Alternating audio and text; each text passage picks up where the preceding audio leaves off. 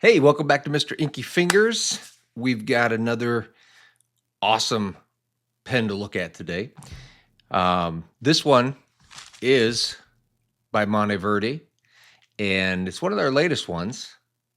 Spoiler, there's magnets involved.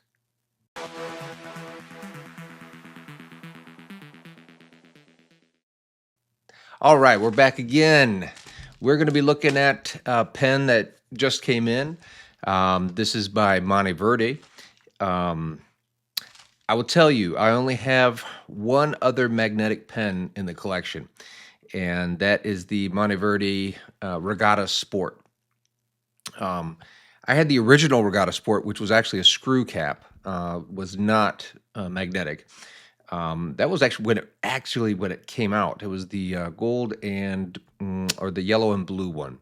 And it was the original version, which looks nothing. Well, I mean, there's some similarities, but there's a lot of differences now with the details, including a new magnetic top with the new Regatta Sport. Anyway, but that's another Monteverde. Looks like they've now come back to it again. And I know I think, was the Ritma magnetic? I don't know. I don't think so. But the Axis is the new pen that came in. That just came in. We're going to look at it. This came in from Gold Spot. And we're going to open it up, take a peek, see what it is, what it's all about, see how it writes, all that good stuff. All right, so let's check out the Monteverde Axis Fountain Pen. And I did get this one in medium. All right, let's hit it. All right, welcome back. Here we go. We are going to take a peek at the Monteverde Axis Fountain Pen. I have not looked at this yet, so I'm really excited. I did get the black version, and again, this was sent by Gold Spot, so kudos to them. I did already start ripping open the back here a little bit because I had the label on there and all that good stuff, but I have not opened it. So I will go ahead and pull out everything from this packet that was sent to me.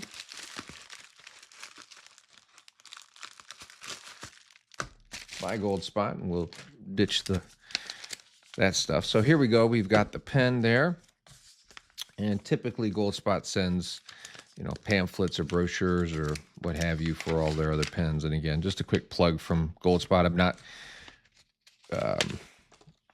This was purchased with my own money. I'm just saying I do enjoy ordering from them, so they're reputable. Again, there are a lot of other pen companies out there that are great too, and I do advise kind of shopping around, but I definitely can attest for that, or put a word in for them anyway. Okay, but here we are. This is what we're come to look for. It's the Monteverde Axis Fountain Pen. Comes in a little cardboard doohickey like this, kind of like a sliding box. And which way do we slide this? I guess this way. So let's slide it open. What do we have here? We have a little note card. Instructions. Axis, excuse me. Push-in mini converter instructions. Mini converter. Holding barrel, unscrew cap counterclockwise. Hold on, basic stuff. Okay, but comes with a mini converter. So let's check this out. And I knew it was a pocket pen when it came, and they're not kidding. It is smallish. Kind of expected that, but it's interesting to feel it. Matte metal finish, not slippery, I'll tell you that. And it does have magnets, so the cap, which way is the cap? This way. Okay. Yeah, so there's a little magnet there, either inside or here. This is either the steel part or the magnet, can't be sure. But so you slide it into there and voila, you feel it popping out. That's kind of cool. Okay, so when you pop it out, the idea of the pen then is you turn it around, and the magnet also, you saw that just kind of pull on there. Boop. And now you have a pretty full-size pen for the most part. If I had to compare this to another pen, let's look at why don't we take a peek here at the newer Parker 51. And we'll cap it because that's really the comparison we're looking for. So yeah, definitely still longer. What would be another good comparison here? Maybe we'll look at the Kaweco, right? Because I think that might be. So we've got a frosted Kaweco here. Let's go ahead and post that and see. There we go. So it would be good comparison to a Kaweco Sport posted. That's basically the market we're in, I guess, for this. So that's why I kind of like it, because I don't mind the Kaweco Sport posted. So you're posting, but it doesn't even look like you're posting. That's interesting. So I'm guessing they did this larger grip section here in order to hide the magnet inside of it, which is kind of neat, right? Like you had to come up with something to hide the magnet, so you don't have this big chunky thing sticking off there. Now it's actually the section, because that's definitely where I would hold it. I wouldn't hold it past there. So pretty cool. Let's see. The nib is pretty plainish. It has a little bit of decoration there on the edge. Let's see if we can see here. Trying to focus in a little bit. Okay, so you got a little bit of decoration around the edge. It says M for medium there. Standard feed, very much the size of the Kaweco nib. And if I had to, let's open up this Sport. Actually, a little bit bigger than the Kaweco nib. Mildly bigger. But again, I think that's a good competition pen right there. This one has a little bit more cool features, I think. I'm interested to see how this nib writes. Plastic feed, nothing special there. Let's open this up. Okay, so it looks like this part is what unscrews. Oh, look at that. It's kind of cool. Yeah, you see the magnet ring in there. Okay, and it comes with a mini converter. How about that? A little push-pull converter. What a tiny little thing, huh? It's got a little ball agitator inside of it. You can see that. So it's just a push converter, very similar to the Kawecos. I wonder if they're the same size. Actually, while we have it, let's check that out and see. Does this one have the converter? No, I took that one out. So let's see if the blue one has it. Yeah, we can compare this one. Okay, so I've got a Kaweco. Oh, it's bigger than the Kaweco. How about that? Look at that. It's bigger than the Kaweco mini converter. Cool. So it'll hold more ink than a Kaweco Sport. Okay, good to know. See, we're finding out new things together. Very cool. Okay. So it's going to hold a little bit more ink, obviously less than a standard international converter, but hey, why not? Okay, so let's go ahead and put some ink into this and do a little bit of writing.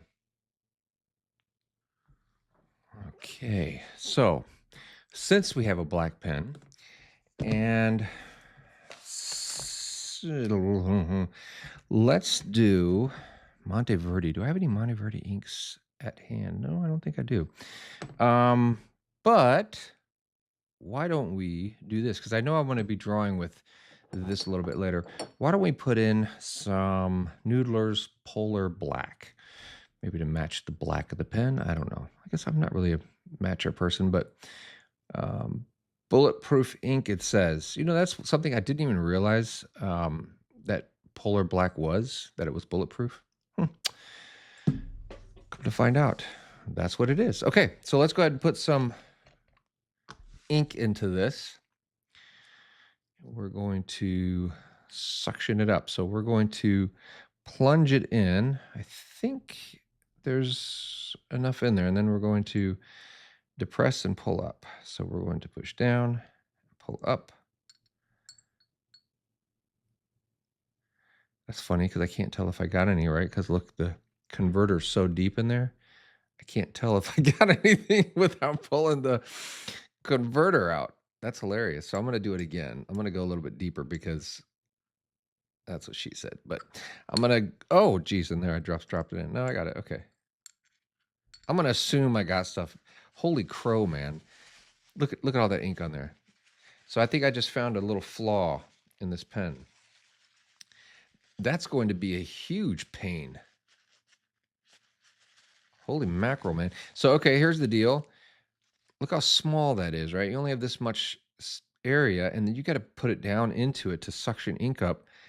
So be careful that either you use an ink miser or you have a bottle that's pretty full where you only need to put it in a little bit.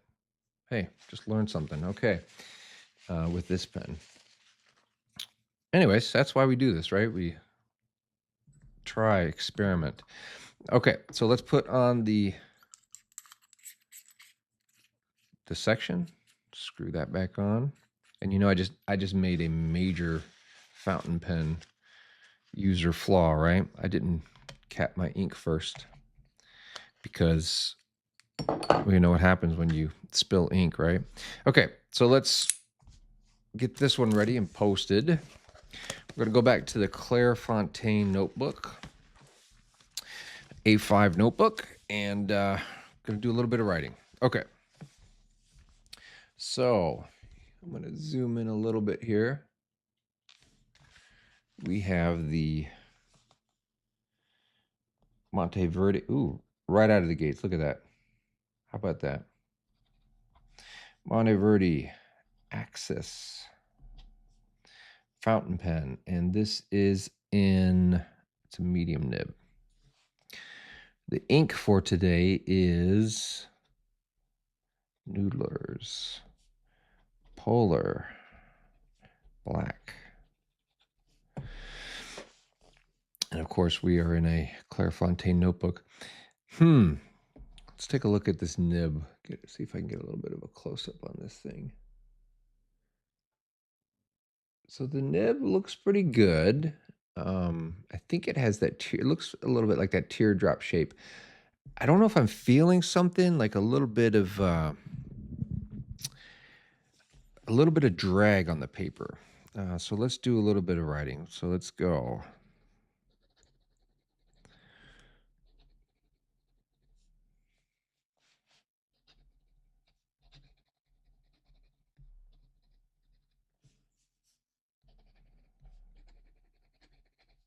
It's smooth.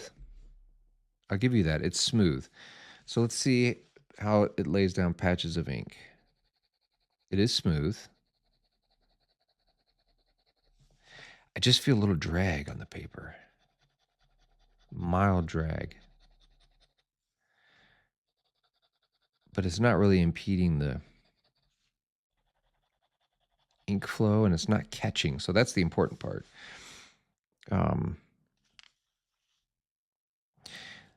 That's an interesting shape, Monteverde. It's not a complete teardrop like I like a rounded edge. It has almost like just a little bit of an angle on it.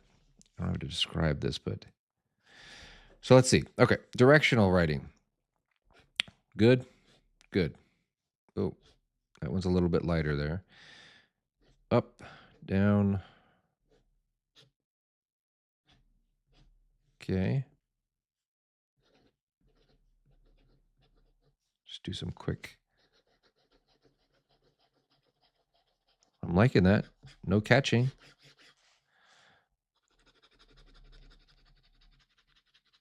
It's pretty good. Okay. I'm really liking that. All right, so let's see how stiff the nib is. Pretty stiff. There's really not a whole lot of give there. I mean, maybe it just punched out a little bit, but it's not really flexy. It's pretty stiff. I mean, it even feels stiff. There's very little give in it. So that's okay. I like stiff nibs. Let's do reverse writing. Oh, that's pretty scratchy. There's that angle part. See, I knew it. So how to draw this nib. Okay, so here's what the nib looks like to me. So from a profile view, comes out and it does this. Okay, and so if you see here, there's this angle. That's that little sharp angle, right? And so this is why you could even see the line gets a little bit weird. it's catchy a little bit, right? So the reverse side. So what I like them to look like is when they come out, they come up kind of like that. So when you're writing reverse, it's writing on more of a smoother, rounded end. Okay. And then, of course, the pen when you're writing is also smooth. And then also because it's rounded here, when you write vertically even, it's also rounded and smooth. This is what I mean by that sort of that teardrop shape. So it's like that. That is my ideal shape of a nib in terms of profile view. It's not this, with that sharp little angle there. And then I know like Pilot does also some variation of it. So for me, if I'm really going to use this pen, I'm going to do a little bit of adjusting on, see if I can smooth out this little angle right there. That's me. Outside of that, where it's how it's intended to write, it's fantastic. I'm not catching anything on it. Just more complaining about that drawing, how I'm going to be using it. But man, that is smooth.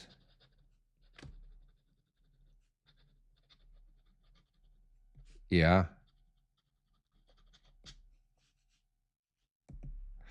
Yeah. I'm not minding this at all. So this is really nice. This is really nice. I like how it feels. It's not heavy. Light. I could write with this for hours. I mean, it's feels really good in the hand. And then again, as a fidgety thing, it's nice to have this. Oh, by the way, I forgot to mention this. So on the tip here, it says Monteverde Axis. Why do I keep saying Access? Axis. And that's it. And really, that's the only branding other than on the nib. But for fidget purposes, this does turn on it. But it has a really solid magnet on there. It's kind of like a suction-y when you pull it on and off. Yeah, that's not going anywhere once it's on.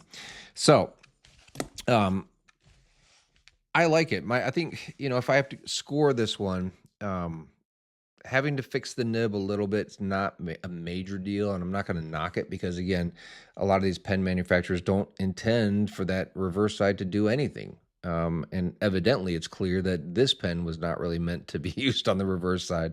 So for me to have to make that adjustment, again, I think all of them should make their nibs friendly and rounded on all sides. Because there are pens that makers that do that. So I'm going to knock off a point on that I've got to do that. It's smallish, um, but again, that's how it's designed. So I can't knock off for it. So I'd give this one like an 8 out of 10 overall for the overall feeling. Then I'm going to have to do some adjustments on it just for me. Again, this is not an objective score. This is just my personal score. As far as pens go, but really smooth out of the gate normally. So if you've been eyeing the Axis and you thought that was pretty cool, I think I think the magnets are necessary on this because the whole posting thing is right. So it becomes part of the pen, and it needs to really stay on there. So I think this magnet was a really great idea. Whoever came up with this is, brilliant, and I like that they incorporated the sort of the hood of the magnet so it's hidden and just made it part of made it the section, pretty cool. And then they also did facets on it so it wouldn't just continue to roll like crazy anyway. Eventually it would stop. It has some stopping capabilities. I had a major controversy about one of my pens, the Lamy 2000. People went nuts on that, man. You'd think I insulted their mothers or something when I was going on that. Some of the reactions I was getting on that video was, I mean, whoa, there's some emotions behind that. But yeah, not all pens do continue to roll. Some of them are faceted. So, anyways, but this is definitely, it could have just been totally rounded. But I like it that it has sort of a built-in semi-roll stop. Yeah, I like it. I mean, I got nothing bad to say about it. So I was really happy to do this one with you guys today. I'm very happy with it. Once I do a little bit of that finagling and grinding down a little bit on that reverse end and I get it to write perfectly, um, this will be a fun one to draw with. So I've got some drawing videos coming up. So stay tuned. I'm going to add this one into the arsenal and put something out there. Thanks for watching. If you made it this far, please do consider subscribing. And I appreciate you watching. If you know somebody who maybe is contemplating fountain pens or would like pocket-sized pen that converts into a semi-full-size pen, pass along the video. Hopefully it helps. Any questions, comments, please do throw them down into the comment section. I read everything and I do respond. So look forward to hearing from everyone, and you'll catch me in the next one. See ya!